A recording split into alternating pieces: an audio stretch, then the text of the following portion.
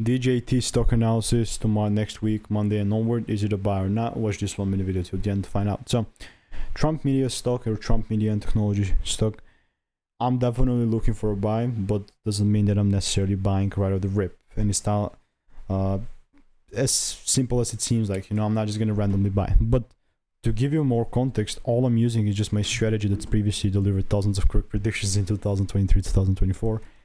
And I'm like literally telling you all of this because it is the truth and I've documented everything. But yes, like we're super close to coming back down and mitigating this demand area. We had a pretty decent break about here.